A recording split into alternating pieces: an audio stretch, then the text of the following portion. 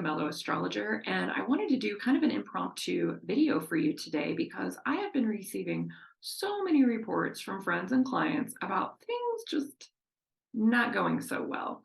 And if I'm honest, the same would apply for me. It's been a very tumultuous week, and what finally prompted this video was a phone call from a girlfriend today, and she was telling me all about how difficult her week has been. And she said at the end, "I hope your week has been better." And I thought, not so much. So of course, I always turn to the astrology. It's my second language. And I thought, well, why actually have we all been experiencing so much tumultuousness in this last week without a major cosmic event?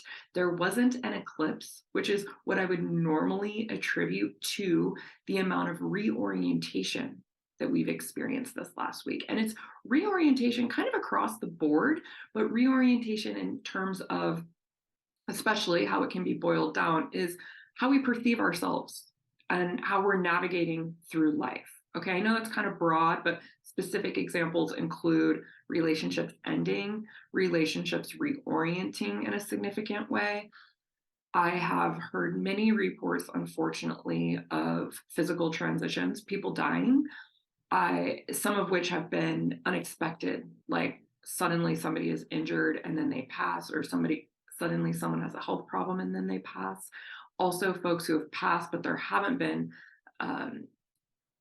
it wasn't sudden. It was that they were dealing with a health issue for a period of time and then they passed. And I've also heard of folks being put into hospice or thinking of putting people into hospice. And so these are major life transitions, right? Death, end of life scenarios, and then of course relationships, which probably for everyone are the most significant. Finances are the other factor in this. And when you're considering something like, should we put somebody into hospice, that's obviously a huge financial consideration involved with any decision like that. So as I said, we're not under eclipse energy. There was no major cosmic event that would alert you to so much happening that is provoking at an emotional level. However, what we did have on Sunday was the conjunction, which is basically a meeting of Venus, Saturn, and the moon also. Now, the moon has an orbit. The moon meets up with Saturn every single month because the moon is moving, changing signs every 2.5 days. Now, Venus has a slower orbit than the moon. The moon moves the quickest, then Mercury, and then Venus. So Venus meets up with Saturn, who just kind of hangs out for a chunk of time in whatever sign he's in. Venus meets up with Saturn about once every 10 months. So the last time she buddied up to Saturn was on March 28th, 2022. And the next time will be 10 months from now, March 21st, 2024. Now, the next time she meets with Saturn, Saturn will be in Pisces. So they'll both be in Pisces, which is a much different energy than what we experienced over the weekend.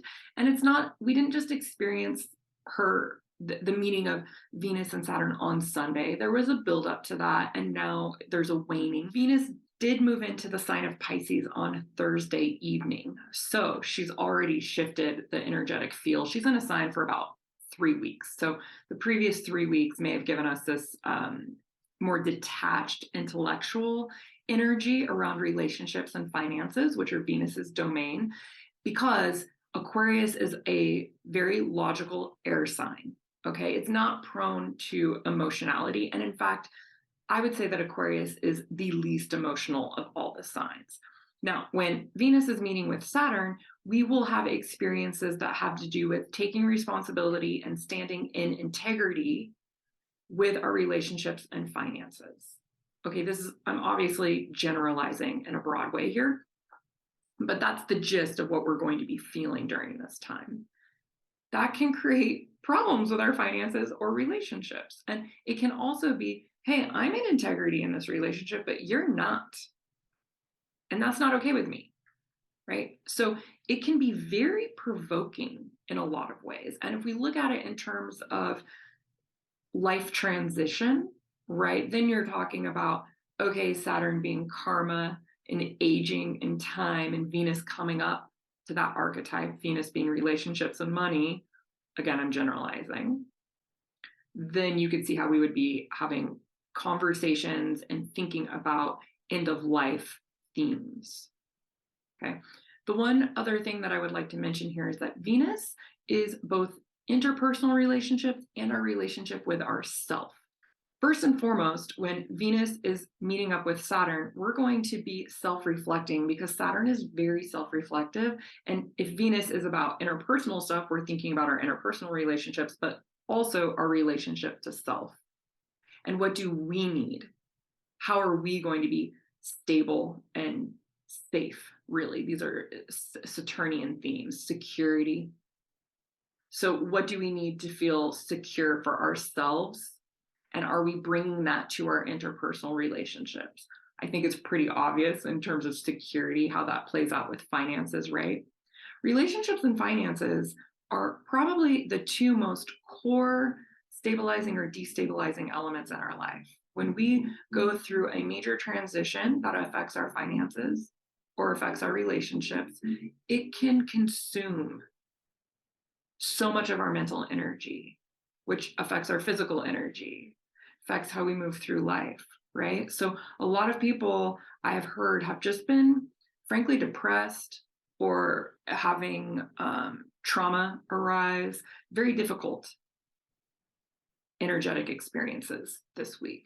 Okay, now to be fair, I'm not attributing all of this to the Venus-Saturn conjunction. It's more like the Venus-Saturn conjunction causes all of this existing energy to come to a head.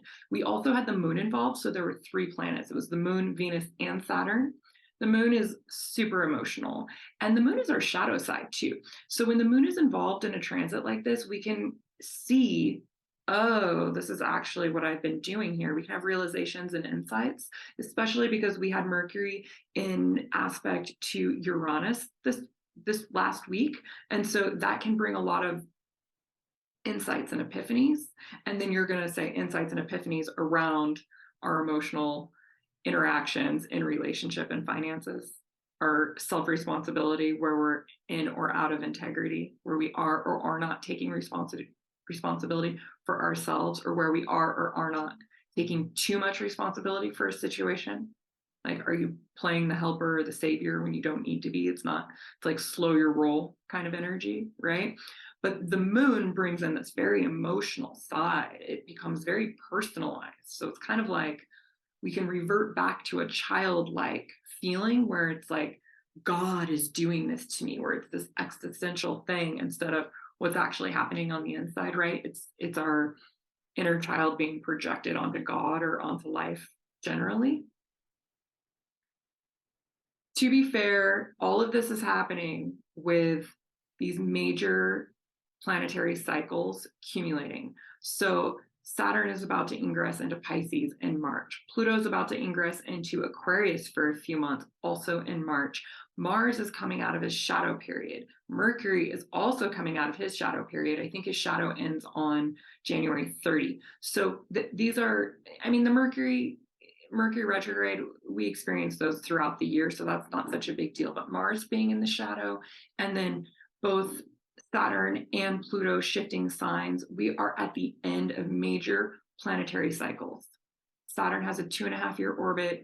Pluto's orbit is erratic, but he has been in the sign of Capricorn for about 16 years. 16, that's a lot of time. Depending on your age, that could be your whole life, half your life, a third of your life, a quarter of your life, right? So it's a new energetic cycle. So a lot of this stuff, I think, is like a clearing out, a clearinghouse effect. And again, we typically see this with eclipses, these major reorientations, but we are coming to the end of a cycle.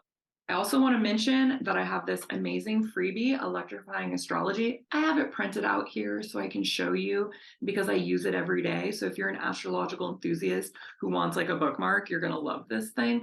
But if you don't want the bookmark, it's all good because I got it in digital too.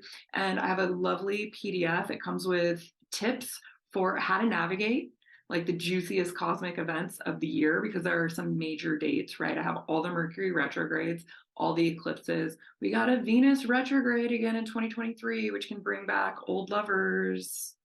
That's a juicy one. And the best part is that this thing downloads to your digital calendar with my tips. So you got it. You don't even have to remember it. It'll just pop up on your iCal or your Google Calendar. All right, my friends, if you like this video, please hit subscribe, please hit the like button. And as always, I love interacting with you. So if you have a question, please, please, please let me know, because it helps me content create. All right, I hope you have a beautiful day despite all of this tumultuous energy. Ciao, ciao.